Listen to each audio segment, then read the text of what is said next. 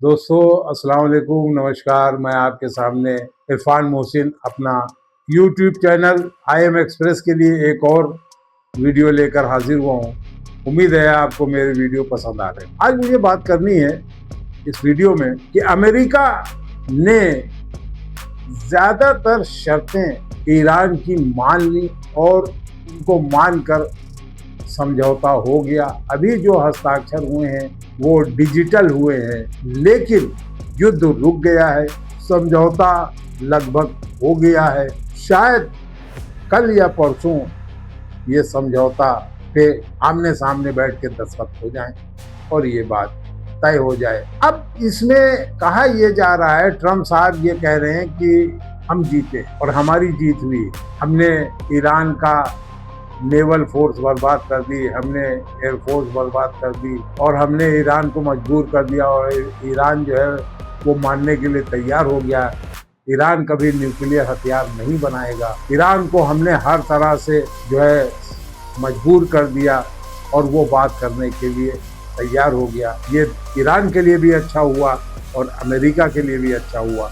ये बातें कही हैं ट्रम्प साहब, लेकिन पूरी दुनिया में लोग ये बात कर रहे हैं कि असल में ये जीत ईरान, जिन शर्तों के ऊपर ये समझौता हो रहा है उससे लगता यह है कि ईरान जीत गया, क्योंकि जो ईरान की शर्तें थीं वो अमेरिका ने मान ली। ईरान की शर्त थी कि होर्मुज पे हमारा कंट्रोल होगा और होर्मुज से जो भी जहाज, चाहे वो ऑयल लेकर के जाए और चाहे वो गैस लेकर के जाए और चाहे वो और दूसरी चीज़ों को लेकर के जाए, वो हमारी अनुमति के बिना होर्मुज से नहीं जाएगा और हम होर्मुज पे उस पर टैक्स लेंगे। ये बात पहले अमेरिका ने मना की कि नहीं, आप जो है टैक्स नहीं लेंगे, लेकिन फिर अमेरिका इस बात को मान गया कि अच्छा ठीक है, चलिए आप टैक्स ले सकते हैं। दूसरी बात कही गई थी कि इजराइल जो है वो लेबनान पर हमले नहीं करेगा, लेकिन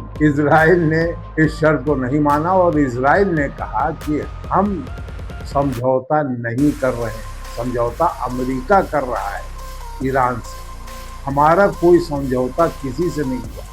ना हमारा समझौता ईरान से हुआ है, ना हमारा समझौता लेबनान से हुआ है, ना हमारा समझौता किसी और से। इसलिए इजराइल इस समझौते को मानने के लिए तैयार नहीं, और ये होने के बाद भी इजराइल ने लेबनान के ऊपर और लेबनान की बस्तियों के ऊपर बम गिराए। तीसरा पॉइंट था कि अमेरिका अपने नेवल ब्लॉकेज हटा लेगा और वहां से जहाज़ों का जो गुजरना है वो आसान हो जाए। अभी इससे पहले, अभी कुछ दिन पहले अमेरिका ने वहां पर 3 भारतीय जहाज़ों के ऊपर निशाना साध करके उनके ऊपर मिसाइल चला दी, उनके ऊपर गोले बरसाए, जिसमें 3 भारतीय वहां पर शहीद, जो मर्चेंट नेवी के थे, वो दूसरे देशों के झंडे में भारतीय नाविक थे। उसमें 3 नाविक भारत के शहीद। ये बात सारे भारतीयों को बहुत नागवार गुजरी और ये कहा गया कि अमेरिका को इसके लिए माफ़ी मांगनी चाहिए, लेकिन जेडी वेंस ने कहा कि हमने कोई गलती नहीं की, हमने तो कहा था कि हमसे परमिशन ले करके ही आगे बढ़ो, लेकिन इन जहाज़ों ने हमारी बात नहीं सुनी, इसलिए मजबूरन हमको उनके ऊपर गोले दागते हैं। चलिए, ये तो बात हो गई इंडिया और अमेरिका के बीच जो कुछ हुआ। जो चौथी शर्त थी ईरान की, वो भी अमेरिका ने मान ली।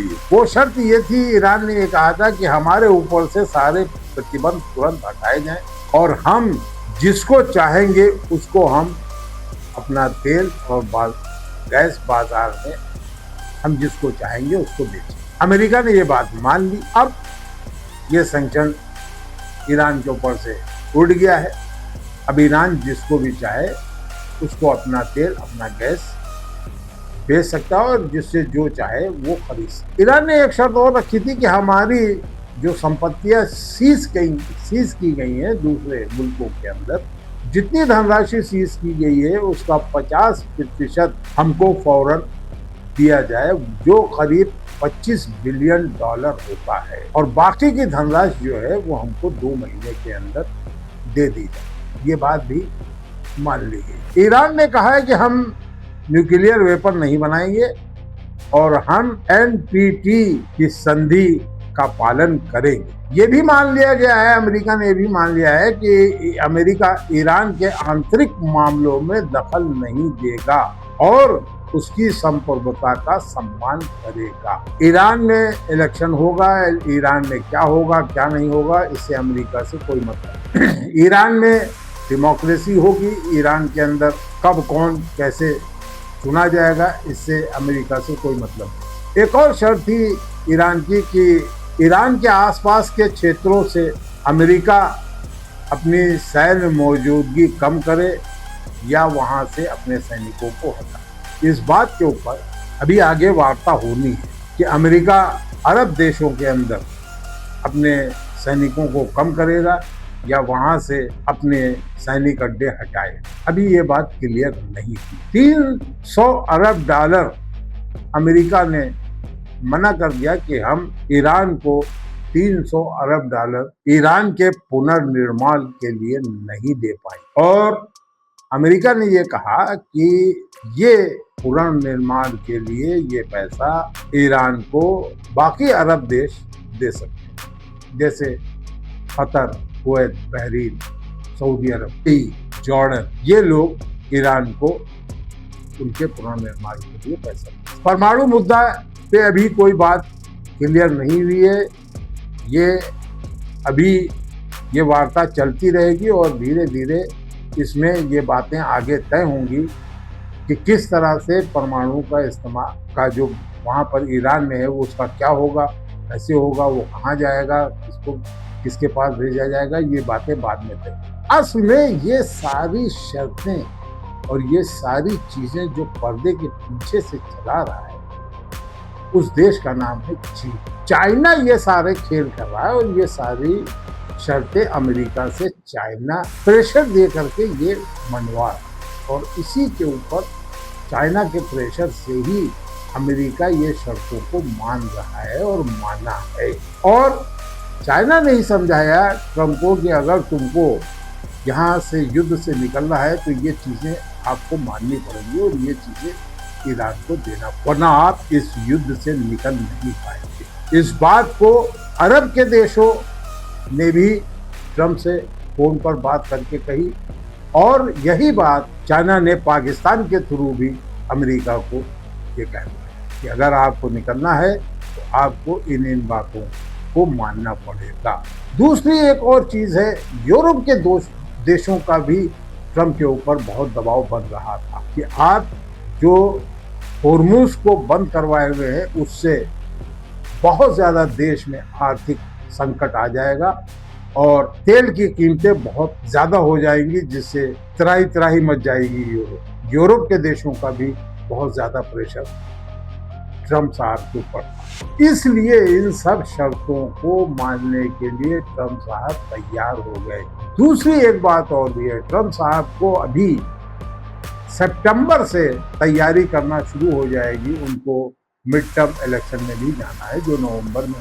सितंबर अक्टूबर ये 2 महीने उनको मिलेंगे तैयारी के लिए, तो वो यहाँ पर पीस करवा करके और वो इलेक्शन में जा करके वो इलेक्शन जीतना चाहते। इसलिए भी ट्रंप साहब ने ये मान लिया और उनकी कैबिनेट में भी ये बात हुई है कि आप इन चीज़ों को मान लिए और वहाँ से आप निकल आइए, क्योंकि ये आपकी लड़ाई नहीं थी। असल में ये लड़ाई अमेरिका की थी ही नहीं। ये बात सही भी है, ये लड़ाई जो थी ये तो जबरदस्ती की अमेरिका के ऊपर थोपी गई है और अमेरिका के ऊपर इजराइल का प्रेशर जो पड़ा उससे ये जंग हुई, वरना जंग नहीं होती, क्योंकि ईरान से अमेरिका को कोई थ्रेट ना था, ना है, ना होगा। लेकिन अब ये सब जो कुछ हो चुका है इससे ईरान मिडिल ईस्ट में एक शक्ति बनकर उभरा। अब मिडिल ईस्ट के सारे देश ईरान की तरफ मुंह ताक रहे हैं और ईरान से हाथ पैर जोड़ रहे हैं कि भैया आप जो कहो वो होगा, और ईरान को अब महाबली मारने के लिए ये देश तैयार है। ये समझौता पूरी दुनिया के लिए बहुत अच्छा होगा। सिर्फ एक आदमी, सिर्फ एक देश इससे नाखुश है, बल्कि मैं देश भी नहीं कहूंगा, बल्कि मैं कहूंगा एक आदमी इससे नाखुश है, और वो है मिस्टर नेतन्याहू।